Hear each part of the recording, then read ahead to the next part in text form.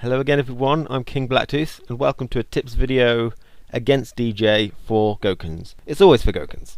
Now DJ is quite a difficult character to fight against, I would think. He's not got a single strategy which will work against him. You have to adapt your strategy depending on how the DJ is playing, because he's got counters for everything you can do, but you have to be sort of surprising and keep things fresh. DJ's strengths are that he's got fast recovery on his projectiles. This makes it hard to palm through them, much like Guile in that respect. He's got pretty fast walk speed. This means he can walk forward and grab you a bit easier than other characters. You have to be careful about that. He's got great anti-airs, but obviously he has to charge them. On wake up they auto-correct really easily, so you have to be careful about jumping in on him on wake up. And he's really hard to keep hold of with fireballs. You can't push him around because he can slide under them or go through them and punish you with an EX Sobot kick. Now the weaknesses of DJ is that his damage output is relatively low. He can't combo into much. His dashes are pretty bad as well, and his jump is quite floaty if he doesn't use the knee press thing. And because his damage is pretty bad, his chip damage is pretty bad as well. Okay, so the overall matchup advice I would give would be that to treat him a bit like Guile. He's pretty much like Guile. I get a lot of messages from Guile and DJ players now saying they're nothing alike, but in terms of matchup you want to treat him like Guile, you know. Control him and meet him with your fireballs, try and push him into the corner. There's going to be a problem with that. I think DJ is a bit harder than Guile, because with Guile you can push him into the corner with fireballs, and then when he jumps, anti-air him and he can't get through your fireballs, and when you've got him in the corner you can push out fireballs a lot faster than he can, so you've got more of an advantage. Now with DJ, hopefully they shouldn't be letting themselves get into the corner, because they can go under fireballs. They can also do a small knee drop over a fireball, so they're not jumping crazily, so you can't anti-air them as easily. They can also go through fireballs, I think I've already said, to punish you. So it's really hard to keep him positioned with your fireballs. Okay, so the first thing I just want to mention is that DJ is one of these characters that you can't do an EX palm dash heavy kick tatsu on.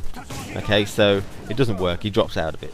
So you have to rely on your heavy punch palm or an EX tatsu at the end for damage.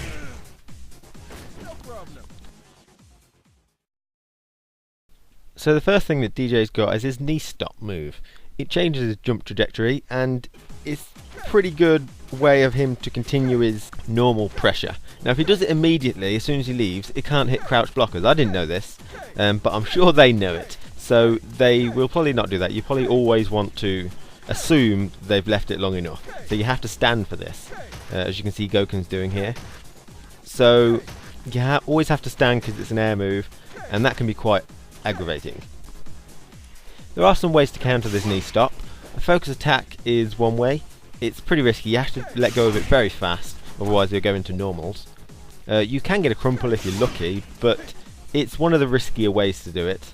If you hold on to it just for a fraction too long, he'll start going into his normals, and that'll be pain. Although, like I said, he's got low damage output, so it's not that big of a deal if he gets you into it, providing you're not going to die, of course.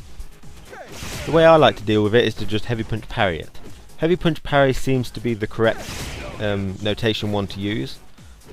The medium punch, I couldn't get it to recreate a medium punch. Maybe if he's really far away it will do a medium punch, but heavy punch seems to be the option. You can obviously use your anti-air normals. I do find crouching medium kick a lot better than crouching heavy punch. Heavy punch will trade a bit more and maybe miss depending on the angle, but if you do trade with a crouching heavy punch, then you win because it does more damage. But still, parrying seems the best. So DJ hasn't got an overhead, so he'll use this knee stop as a quick overhead alternative in his block string pressure. So you just kind of want to crouch and block and wait for it, and then heavy punch parry when you spot it. So next thing I want to talk about are his up kicks. I think they're called jackknives. He's got his 4 variations, of course. You can demon flip parry through some of these. Depends on the angle you're coming down. If you just the light kick version, you can always demon flip parry through it, but you want to be reserved about using demon flip parry too often, because you will get caught out. So when you've knocked him down, you can use crouching light kick to light punch palm. The crouching light kick makes the up kick whiff, in which case you get a full combo punish off of it, which is really cool. You can safe jump these up kicks. If you sweep him, then you'll want to do the safe jump as fast as possible. And these will go through any of the versions you've got, even the EX version. And then you get to a full punish, which is really cool. But if you throw him, you'll want to do it quite fast as well. But you want to make sure, it's pretty tricky, you have to practice this. Now, his Sobok kicks are one of the things which are pretty dangerous in this matchup, because you can't parry them and you can't do much against them. And it goes through fireballs, and they're pretty fast, and they travel a long distance, so it's pretty difficult. Just neutral jumping is pretty good risk-reward factor. You can get hit a couple of times, but you can't combo anything after it, so it's a pretty good risk-reward. Another thing you might do is try and do one after he's done a block string. You can jump back heavy kick to stop these. After a tech throw, he may go into a Sobok kick straight away, like so. A good way to stop this is to just do a standing medium kick.